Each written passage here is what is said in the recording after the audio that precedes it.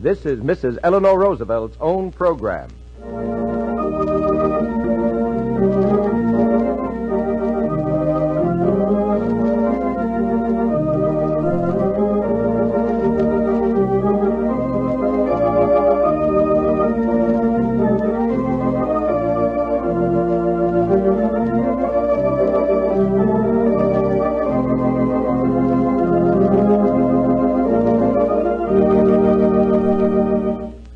All over America, that music means it's time for another visit with Mrs. Eleanor Roosevelt. These programs, which have already won a warm place in the hearts of millions of Americans, are presented by the makers of Sweetheart Soap, one of America's favorites since 1890. Last Tuesday, Mrs. Roosevelt joined us from Washington, D.C. Today, we are fortunate in having her right here with us in our New York studio. Ladies and gentlemen, Mrs. Eleanor Roosevelt. Good day, ladies and gentlemen. A great many people have asked me lately if I would give one talk on the question of the problems of youth and youth organizations. I am very glad to do this because while we all know that there is no such thing as a youth problem by itself, there is, however, a keen desire on the part of many of us who come in contact with a great many young people to bring to the attention of the communities all over the country the fact that our whole economic problem affects youth. In a way, it is more urgent because when you are young, you are anxious to begin your life, and you are more impatient than you are later on when some of it lies behind you, presumably with a certain amount of experience and achievement. There are two major problems before us today: war and unemployment. War is continually spreading in the world around us and creates increasing anxiety in youth. The problem of unemployment bears to the greatest extent on youth and middle age. In middle life, if you lose a job, it is practically impossible to find another one. Youth, leaving school or college with no experience of actual work, finds it almost impossible to get the first job. There is no unemployment problem in the countries which are at war. There was a time when people believed that wars and disasters were necessary to rid the world of surplus populations which could not be supported, and so pestilence and famine and floods were looked upon as visitations sent by whatever gods they believed in, because in their infinite wisdom they were making the problems of the rulers of the earth easier.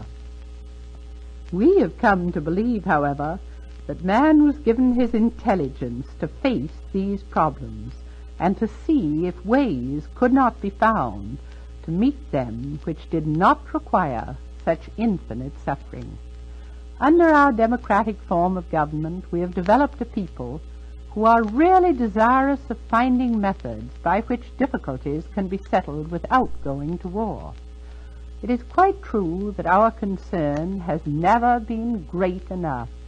We make rather feeble attempts to find solutions to our internal problems without the use of force when they disrupt groups in our midst. But we have advanced in lip service at least, and that, I suppose, precedes real action. The change in the way that wars are waged has had a great effect also in the way people approach the idea. For war is now the concern of a whole nation, and may affect the whole nation, and not be confined to an army fighting on any particular battlefront.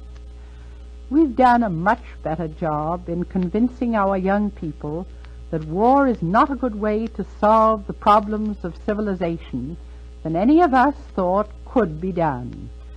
But this has been more successful in the countries where there is more personal liberty, and of course war, when it actually comes, does away with personal liberties very rapidly.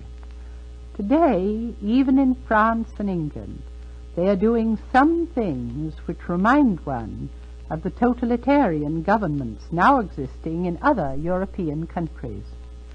It is not surprising to find that young people are deeply confused by the whole world outlook.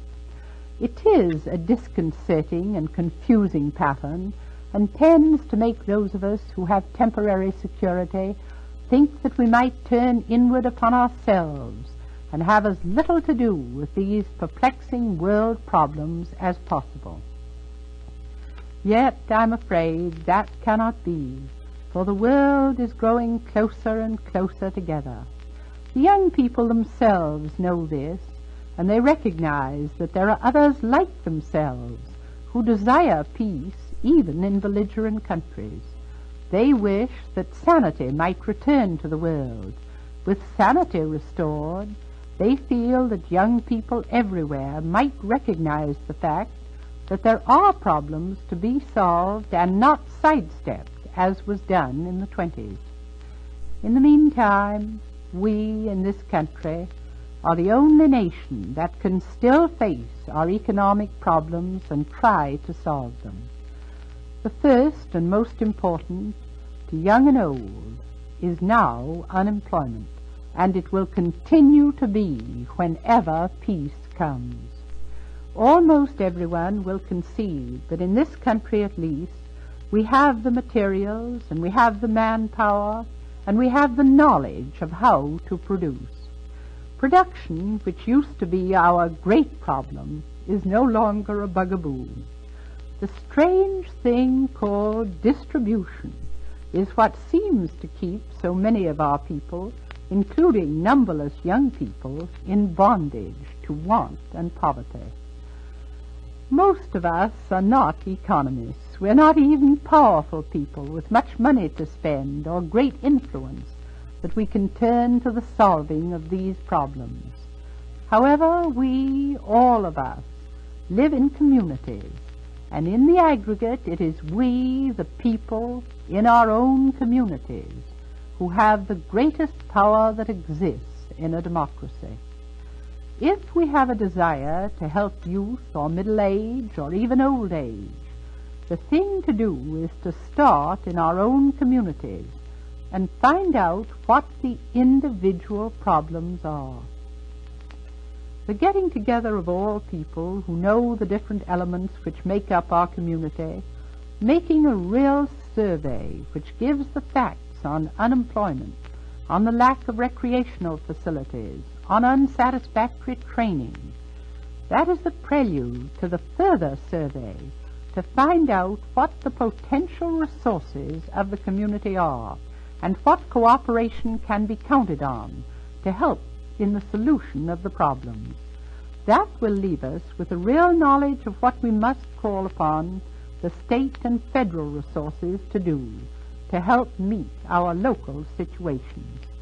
But before I say any more, I believe Mr. Grauer has something to tell us. I have, Mrs. Roosevelt. It's a very important fact about Sweetheart Soap.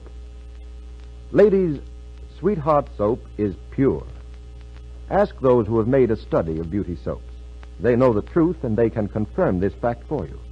Now, because Sweetheart Soap is pure, you can depend on it to be gentle to your skin.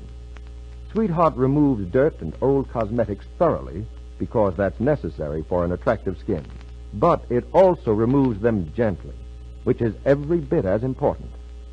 This wonderful purity of Sweetheart's must be the reason why it agrees with so many different types of skin, even with normally sensitive skin. You'll be delighted, too, when you change to pure, delicately fragrant Sweetheart Soap. We believe you'll say, there's no other soap like it. And now, Mrs. Eleanor Roosevelt returns to the microphone. The American Youth Commission has published some very helpful pamphlets telling how to make a survey of a community. What are the things to find out, as regards youth at least? I feel quite sure that we can find out in the same way about middle age and old age. My suggestion is to write to the American Youth Commission, write to the youth organizations, and ask their help to start out at once to do something in our communities. Some people consider certain youth organizations are dangerous. If youth organizations were organized by the government for use as a weapon to enforce certain ideas, I think I would agree that they might prove dangerous. For we know today that both Hitler and Stalin depend largely on youth for the enforcement of their regimes. Youth organizations, however, which grow out of a desire in young people to help each other, have great opportunities for good and very little chance of being used for any real harm if they receive the sympathetic and helpful understanding of older people. It is true that groups such as communists and fascists may try to gain a hold over them, but that may happen in older groups as well. It seems to me that it is up to us who are older, through the schools and civic organizations, to make young people feel that they are needed in a democracy. This is the sanest defense against infiltration of alien ideas. If youth feels that they have a job to do and that a democracy can serve their needs, they will give with loyalty and enthusiasm. The dramatization of what democracy means is very important, however, for young and old, but perhaps even more necessary for young people. I have been telling stories to various groups about certain incidents which have brought home to me how valuable democracy seems to those who haven't had it. Some of us who've always lived in a democracy tend to forget what are its advantages and forget altogether what are our obligations as individuals under this form of government. Not very long ago, I was shaking hands with a group of refugees who were trying to find their place in a community, many of them working in ways which meant difficult readjustment, but they were happy to be here. Finally, one white-haired man stopped in front of me and said, "Years in an Austrian prison lie behind me. I am thankful for this country. I need no longer be afraid." With that he bowed and passed along. One night I was returning home from a dinner in New York City in a taxicab. I dropped a friend at her house and was proceeding down to my apartment and gave my address to the driver. He turned to me and said, "You're Mrs. Roosevelt, aren't you? I'm going to tell my son that I took you home. Where I come from, I couldn't have gotten near enough to speak to anyone connected with the government without guards and police all about." He talked to me all the way home about what the government was doing, whether it was good or bad. He waited outside my door until I was safely inside, because he alone had the responsibility of seeing me safely home. These things are what make democracy really valuable, that sense of equality. That knowledge that we're close to those we've placed in authority for a time, that we can participate in our government, that we can control it. This is what our young people must hold fast to, and they can only do it if we help them and if we give them an opportunity to share with us in our responsibilities. Thank you, Mrs. Roosevelt. Friends, very possibly your skin is 1 in a million. But it's hardly possible that your bath and beauty needs are different from each of 5 million other people.